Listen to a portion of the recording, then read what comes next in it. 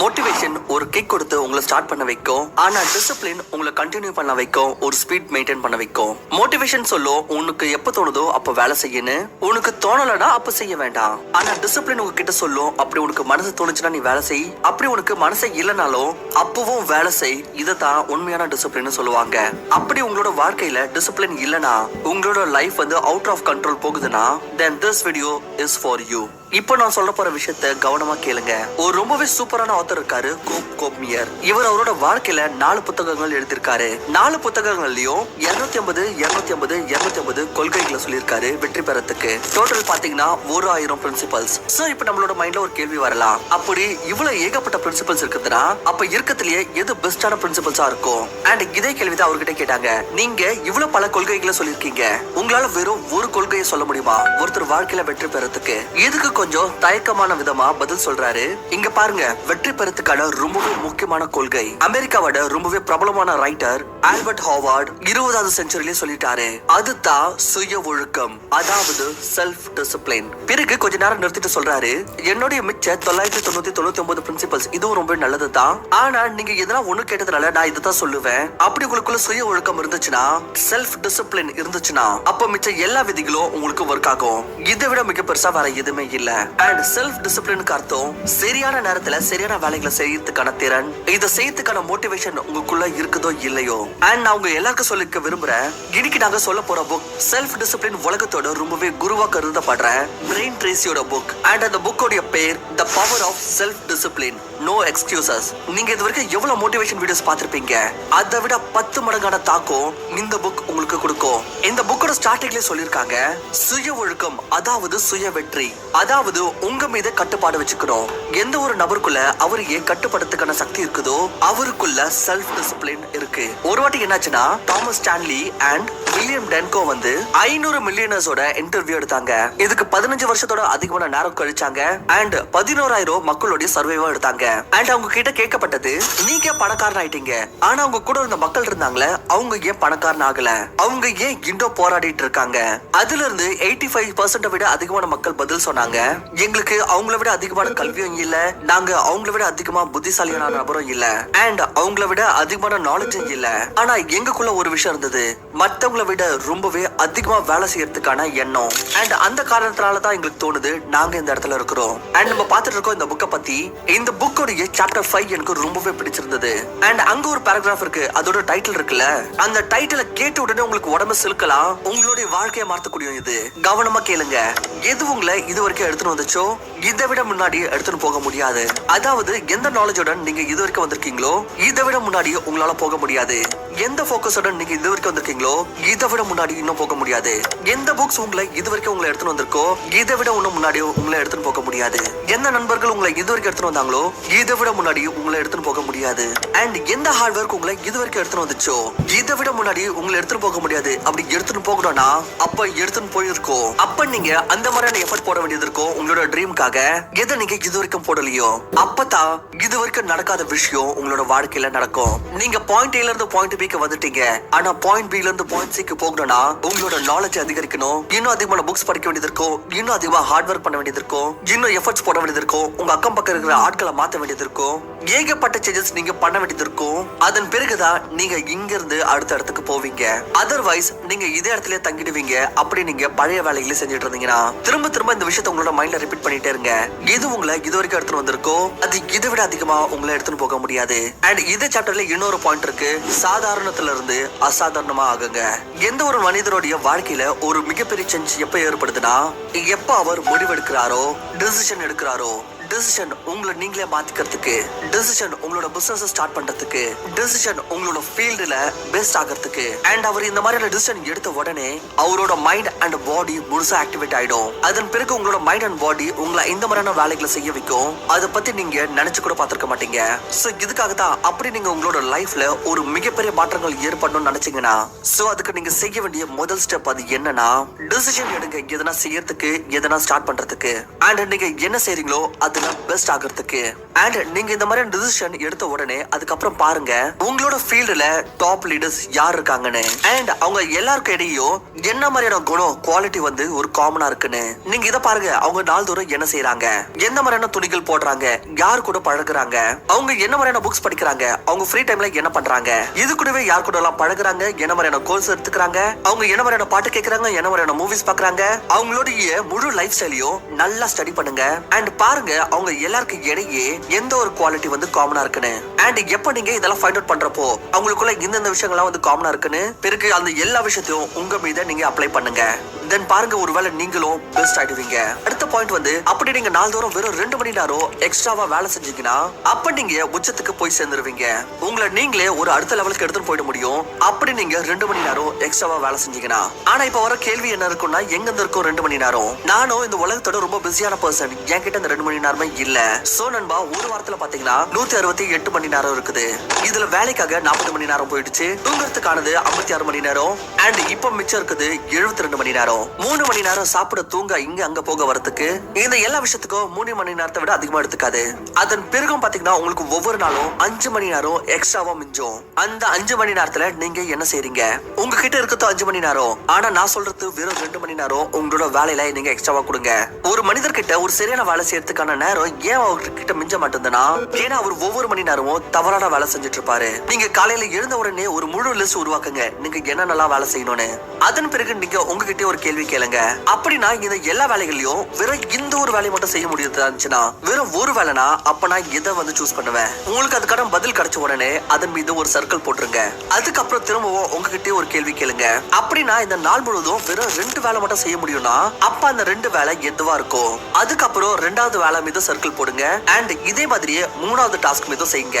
So இங்க கிடைச்சிருச்சு உங்க நாளோடைய 3 முக்கியமான வேலைகள். சோ இந்த 3 வேலைகளை முதல்ல செய்யுங்க, அதன் பிறகு தான் மிச்ச வேலைகளை செய்யணும்.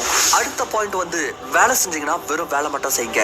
அப்படி நீங்க உங்களோட ப்ரொடக்டிவிட்டியை அதிகரிக்கணும்னு நினைக்கிறீங்கன்னா ஒரு அடுத்த லெவலுக்கு எடுத்துட்டு போகணும்னு விரும்புறீங்கன்னா சோ அதுக்கான வழி அதுக்கான சீக்ரெட் இதுதான்.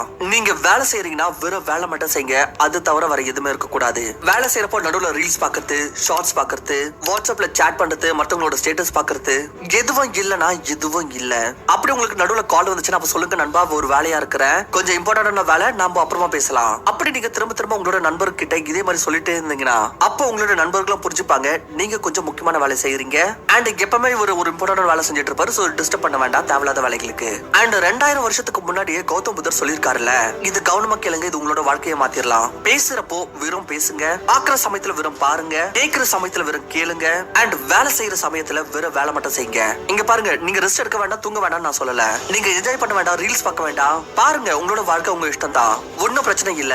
ஆனா வேலை செய்யறப்போ வெறும் வேலை, ரீல்ஸ் பாக்குறப்போ வெறும் ரீல்ஸ் பாருங்க, டைம் பாஸ் பண்றப்போ வெறும் டைம் பாஸ் பண்ணுங்க, ஃப்ரெண்ட்ஸ் கூட இருக்கிறப்போ வெறும் ஃப்ரெண்ட்ஸ் கூட மட்டும் இருங்க, அந்த நேரத்துல போனை யூஸ் பண்ணாதீங்க, அந்த நேரத்துல வேலையும் செய்ய வேண்டாம். ஆனா ரொம்ப முக்கியமான விஷயமா வேலை செய்யறப்போ வெறும் வேலை, கொஞ்சமான வேலை செஞ்சாலும் சரி, எவ்வளவு தான் செஞ்சுட்டு இருக்கீங்களோ ஆனா அந்த சமயத்துல வெறும் வேலை மட்டும் செய்யுங்க. அப்படி நீங்க உங்களோட வாழ்க்கையில ஒரு மிகப்பெரிய உச்சத்துக்கு போகணும்னு விரும்புறீங்கன்னா அது குறித்து புக்ல எழுதிருக்கு, வேலை செய்யறப்போ வெறும் வேலை மட்டும் தான் செய்யணும், திரும்ப திரும்ப டிஸ்ட்ராக்ட் ஆக கூடாது. அடுத்த பாயிண்ட் வந்து வெற்றிக்கான ஊட்டச்சத்து. என்ன அர்த்தம்? வெற்றிக்கான ஒரு ட்ரெஸ் இருக்குது அதை போட்டுக்கிட்டு நம்ம வெற்றி பெற முடியுமா? இல்ல நண்பா, இதுக்கு அர்த்தம் என்னன்னா உங்களுக்குள்ள டிசிப்ளின் இருக்கணும், சோ தட் நீங்க உங்களோட லட்சியத்தை பார்க்கணும். எக்ஸாம்பிளுக்கு அப்படி நீங்க ஒரு கிரிக்கெட்டர் ஆகணும்னு விரும்புறீங்கன்னா அப்ப ஒரு வாட்டி இந்தியன் டீமோட ஜெர்சி போட்டுட்டு விளையாடி பாருங்க, அந்த ஃபீல் வரும்ல உங்களுக்குள்ள, அதை பத்தி நீங்க நினைச்சு கூட பார்க்க முடியாது. அப்படி நீங்க ஒரு சக்சஸ்ஃபுல் பிசினஸ் மேன் ஆகணும்னு விரும்புறீங்கன்னா இல்ல ஆல்ரெடி பிசினஸ் செஞ்சுட்டு இருக்கீங்கன்னா அப்ப ஒரு வாட்டி சரியாக ட்ரெஸ் பண்ணிட்டு மார்க்கெட் குள்ள போங்க அண்ட் பாருங்க என்ன மாதிரியான ஒரு ஃபீல் வரும் உங்களுக்குள்ளன்னு. நோட் பண்ணி பாருங்க மக்கள் வந்து உங்களை எப்படி ட்ரீட் பண்ணுவாங்கன்னு. ஏன்னா ஒரு பர்சன் உங்களை எப்படி ஃபர்ஸ்ட் டைம் வந்து பாக்குறாங்களோ அப்ப அவர் பார்த்து உங்களை ஒரு மதிப்பு போட்டுருவாரு, எதிர்க்க இருக்கிற நபருக்கு எவ்வளவு மரியாதை கொடுக்கணும்னு. நீங்க எந்த ஒரு ஃபீல்ல இருக்கீங்களோ அதுக்கான உடைய போடுறதுக்கு நீங்க வெக்கப்படக்கூடாது. அப்படி நீங்க ஆகணும்னு விரும்புறீங்கன்னா ஆனா இன்னும் ஆகலன்னா அப்ப ஒரு வாட்டி அதுக்கான உடைய நீங்க போட்டு பாருங்க. போலீஸ்க்கு போகணுமா, போலீஸ் மேன் ஆகணுமா, அப்ப போலீஸோட ட்ரெஸ் ஒரு வாட்டி போட்டு பாருங்க.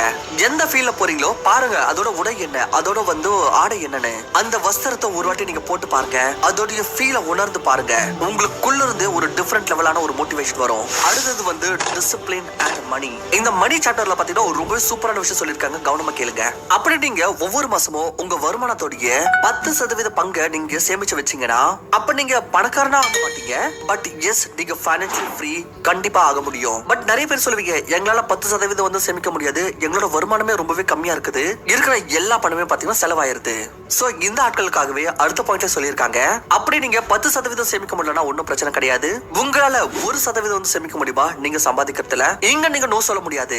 ஏன்னா வெறும் 1% வந்து சேமிக்கிறது ஒன்னும் எந்த ஒரு நபருக்கும் அவ்வளவு கஷ்டமா இருக்காது. வெறும் 1% சேமிங்க, அதை செலவு பண்ணாதீங்க.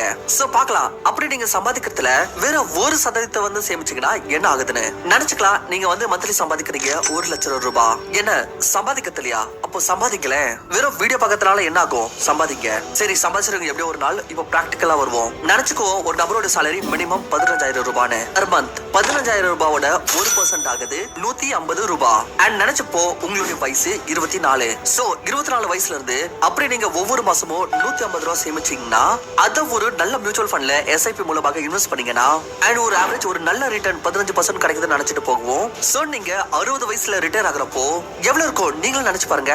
உங்ககிட்ட இருக்கும் 86 லட்சம் ரூபாய். பட் அதே நீங்க உங்க மீது இன்னும் கொஞ்சம் கண்ட்ரோல் எடுத்துட்டு வந்து இந்த 1% இடத்துல 10% சேமிக்கிறதுக்கான வெற்றி பெறீங்கன்னா, அதாவது 15,000 ரூபாயோட 10% என்ன ஆகுது? 1,500 ரூபாய். அண்ட் இந்த 1,500 ரூபாவை நீங்க SIP மூலமாக ஒரு மியூச்சுவல் ஃபண்ட்ல இன்வெஸ்ட் பண்ணிட்டு இருந்தீங்கன்னா, சோ 60வது வயசுல உங்ககிட்ட இருக்கும் 2.5 கோடி ரூபாய். உண்மைதான், ஒவ்வொரு மாசமும் வெறும் 1,500 மூலமா இதுக்கு டைம் கொடுத்து நீங்க ஒரு கோடீஸ்வரன் ஆகலாம். நீங்க சொல்லுவீங்க, 60 வயசுல வந்து கோடீஸ்வரன் ஆகி என்ன ஆக போகுதுன்னு. நீங்களே பாருங்க, நிறைய பேர் 50 வயசுல 60 வயசுல இன்னும் பாத்தீங்கன்னா கஷ்டப்பட்டுட்டு இருக்காங்க. நான் என்ன விரும்புறேன்னா, வெறும் 150 ரூபாய் 1,500 ரூபாய் நீங்க வெறும் மாசம் மாசம் போட்டு இதன் மூலமாக உங்களுக்கு 60வது வயசு வர்றப்போ, உங்களுக்கு வயசு ஆகுறப்போ உங்களுக்கு கஷ்டம் இருக்க கூடாது. பட் ஒவ்வொரு மாசமும் இன்வெஸ்ட் பண்றதுக்காக நமக்குள்ள தேவை இருக்கும் ஒரு கன்சிஸ்டன்சி, ஒரு டிசிப்ளின். அண்ட் ஒரு டிசிப்ளின் இருக்கணும். நம்ம இன்வெஸ்ட் பண்ண காசை வெளியே எடுக்காம இருக்கிறதுக்கு நம்ம எடுக்க கூடாது. ஒவ்வொரு மாசமும் தொடர்ந்து போட்டுட்டே இருக்கணும். அடுத்த பாயிண்ட் வந்து டிசிப்ளின் அண்ட் ஹாப்பினஸ், ஒழுக்கம் மற்றும் மகிழ்ச்சி. இங்க பாருங்களேன், மனிதர் வாழ்க்கையோட மிகப்பெரிய லட்சியம் என்னன்னா சந்தோஷம் தான். அப்படி ஒரு மனிதர் ரொம்ப அதிகமான காசு சம்பாதிச்ச பிறகும் சந்தோஷமா இல்லனா, அப்ப அவர் சக்சஸ் ஆகல, வெற்றி பெறல. அப்படி ஒரு பர்சன் ரொம்ப கம்மியான காசு சம்பாதிச்ச பிறகு ரொம்பவே சந்தோஷமா இருக்காருன்னா, அப்ப அந்த பர்சன் சக்சஸ்ஃபுல்லா இருக்காரு, வெற்றி பெற்றிருக்காரு. இந்த புக்ல ஹாப்பினஸோட 5 இந்த மாதிரியான எலிமெண்ட்ஸ் பத்தி சொல்லியிருக்காங்க. அப்படி உங்களோட வாழ்க்கையில இந்த 5 விஷயமும் சரியாக வேலை செய்யுதுன்னா அப்ப நீங்க சந்தோஷமா இருப்பீங்க. அப்படி இந்த 5 விஷயங்கள எதுனா ஒன்னாச்சு கொஞ்சம் மேல கீழே இருந்துச்சுன்னா அப்ப நீங்க எப்பவுமே சந்தோஷமா இருக்க முடியாது.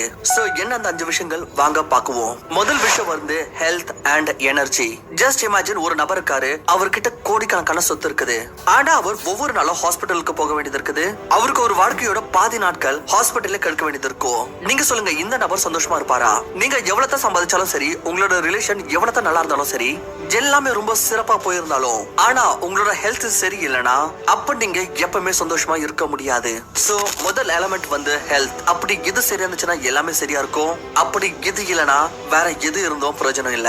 ரெண்டாவது எலிமெண்ட் வந்து ஹாப்பி ரிலேஷன்ஷிப். அப்படி உங்களோட ஹெல்த் ரொம்ப நல்லா இருக்கு, உங்ககிட்ட ஏகப்பட்ட காசு இருக்குது, ஆனா உங்களோட ரிலேஷன் உங்களோட பார்ட்னர் கூட ரொம்பவே மோசமா இருந்துச்சுன்னா, உங்க ஃபேமிலி கூட ரொம்ப மோசமா இருந்துச்சுன்னா, யார் யாரெல்லாம் உங்களோட வாழ்க்கையில இருக்காங்களோ அவங்க எல்லாரும் கூட உங்களோட ரிலேஷன்ஷிப் சரியாக இல்லைன்னா, மோசமா இருந்துச்சுன்னா, அப்போ நீங்க சந்தோஷமா இருக்க முடியாது. ஏன்னா ஒரு ஸ்டடி சொல்லுது, உங்களுடைய 85% ஹாப்பினஸ் அது இந்த விஷயத்த குறித்து தான் டிபெண்ட் ஆயிருக்கு. உங்களோட சம்பந்தம் மிச்ச ஆட்களுக்கு இடையே எப்படி இருக்குதுன்னு. அப்படி உங்களோட ரிலேஷன்ஷிப் நல்லா இருந்துச்சுன்னா நீங்க சந்தோஷமா இருப்பீங்க. அதர்வைஸ் மிச்ச எல்லாம் இருந்த பிறகும் நீங்க துக்கமா தான் இருப்பீங்க. ஹாப்பினஸோட மூணாவது எலிமெண்ட் ரைட் ஒர்க். 60 வயசு வரைக்கும் ஒவ்வொரு வாரமும் 5-6 நாட்கள் நம்ம தினந்தோறும் நாளோடைய 7-8 மணி நேரம் வேலை செய்ய வேண்டியது இருக்கும். அப்படி நம்ம இந்த இடத்துல நம்மளுக்கு பிடிக்காத வேலையை வந்து செஞ்சுட்டு இருந்தோம்னா அப்ப நம்ம சந்தோஷமா இருக்க மாட்டோம். நம்மளோட ஹெல்த் எவ்வளவுதான் நல்லா இருந்தாலும் சரி, நம்மளோட ரிலேஷன்ஷிப் எவ்வளவுதான் சரியா இருந்தாலும் சரி, காசா இருந்தாலும் அப்படி நம்ம செய்யற வேலையை நம்மளுக்கு பிடிக்கலனா, பிகாஸ் இது வந்து நம்ம டெய்லி செய்ய வேண்டியது இருக்கும், அப்ப நீங்க சந்தோஷமா இருக்க மாட்டீங்க. Fourth element financial freedom. அப்படி உங்களோட ஹெல்த் ஓகே, ரிலேஷன்ஷிப் சூப்பரா இருக்குது, வேலையும் நல்லா இருக்குன்னா, ஆனா அதுல காசே வரலனா, ஃபைனான்சியல் ஃப்ரீடமே இல்லனா, ரொம்பவே கம்மியான காசு தான் வருதுன்னா அப்பவும் நீங்க துக்கமா தான் இருப்பீங்க. பிகாஸ் எந்த ஒரு பர்சன் ஒரு நல்ல ஃபைனான்சியல் ஃப்ரீடம்க்கும் அண்ட் இவரோட வாழ்க்கைக்கு இடையே ஒரு மிகப்பெரிய டிஃபரன்ஸ் இருக்குதுன்னு அப்ப அவர் ஒரேடியா கவலையில போயிடுவாரு, துக்கப்படுவாரு. அண்ட் உங்கள பல ஆட்கள் இந்த விஷயத்தை உங்க வாழ்க்கை கூட ரிலேட் பண்ண முடியும். உங்கள அதிகபட்சமான ஆட்களுடைய வாழ்க்கையில துக்கம் இருக்குதுன்னா அதுக்கான காரணம் என்ன? பணத்தின் காரணத்தினால. எனக்கு பணம் இல்ல. சில வாட்டி என்ன ஆகும்னா, காசு இருக்குதுன்னா அப்ப எல்லாமே இருக்கும், ஆனா காசு இல்லைன்னா எதுவுமே இல்ல. சோ ஃபைனான்சியல் ஹாப்பினஸ் உங்ககிட்ட இல்லனா அப்ப நீங்க துக்கமா தான் இருப்பீங்க. ஹாப்பினஸோட 5வது எலிமெண்ட் கெஸ் பண்ணுங்களேன் என்னவா இருக்கும்னு. சுய உண்மையாக்கம், செல்ஃப் ஆக்சுவலைசேஷன். இந்த விஷயம் உங்களை நிறைய ஆட்களுக்கு கொஞ்சமா இருக்காது. நான் உங்களுக்கு உங்களுக்கு ரொம்பவே ஈஸி வேலையை புரிய வைக்கிறேன். உங்களுக்கு எப்போ இந்த விஷயம் ரியலைஸ் ஆகுறப்போ நான் இப்போ எந்த இடத்துல இருக்கிறனோ அண்ட் நான் எந்த இடத்துல இருக்க கூடமோ அண்ட் அந்த இடத்துல நான் இப்ப இல்லனா அப்ப நீங்க சோகமாயிடுவீங்க. எக்ஸாம்பிளுக்கு அப்படி நீங்க 10 லட்சம் ரூபாய் ஒரு மாசத்துக்கு சம்பாதிச்சிட்டு இருக்கீங்கன்னா ஆனா உங்களுக்குள்ள ஸ்ட்ராங்கா தோணுது நான் வந்து 1 கோடி ரூபாய் மாசத்துக்கு சம்பாதிக்க முடியும்னு அண்ட் அந்த எபிலிட்டி உங்களுக்குள்ள இருந்துச்சுன்னா பட் நான் இதை சம்பாதிக்கல அப்போ நீங்க சோகமா தான் இருப்பீங்க. ஏன்னா உங்களுக்கு தெரியும் நான் 1 கோடி ரூபாய் சம்பாதிக்கிறதுக்கான திறன் இருக்குது எனக்குள்ளன்னு. பட் நான் சம்பாதிக்கிறது வெறும் 10 லட்சம் ரூபாய். வெல் இந்த 10 லட்சம் ரூபாய் பாத்தீங்கன்னா ரொம்ப அதிகமான காசு தான். பட் உங்களோட கேப்பபிலிட்டி 1 கோடி ரூபாய். ஆனா நீங்க அந்த அளவுக்கான பணம் சம்பாதிக்கல. சோ இப்போ நீங்க எங்க இருக்கிறீங்க அண்ட் நீங்க எந்த இடத்துல இருக்க கூடும் அண்ட் நீங்க அந்த இடத்துல போய் சேரலனா அப்போ நீங்க சோகமா தான் இருப்பீங்க. சோ இதுதான் ஹாப்பினஸோட 5 எலிமெண்ட்ஸ். அப்படி இதுல எதனா ஒன்னாச்சும் மிஸ் ஆச்சுனாலும் அப்ப நீங்க சந்தோஷமா இருக்க முடியாது. ஃப்ரெண்ட்ஸ் உங்க வாழ்க்கை முழுவதும் நீங்க சந்தோஷமா இருக்கணும்னா அப்ப இந்த 5 எலிமெண்ட்ஸ் மீது ஒர்க் பண்ணுங்க. இது இல்லாம இந்த புக்ல இன்னும் ஏகப்பட்ட அற்புதமான விஷயங்களை சொல்லியிருக்காங்க. கண்டிப்பா இதை படிச்ச பிறகு உங்களோட வாழ்க்கையில ஒரு மிகப்பெரிய மாற்றம் ஏற்படலாம். சோ இந்த வீடியோ பிடிச்சிருந்துச்சுன்னா மறக்காம நம்மளோட வீடியோக்கு லைக் பண்ணுங்க அண்ட் இந்த மாதிரி இன்னும் அற்புதமான வீடியோஸ் பார்க்க நம்மளோட சேனலுக்கு சப்ஸ்கிரைப் பண்ணுங்க.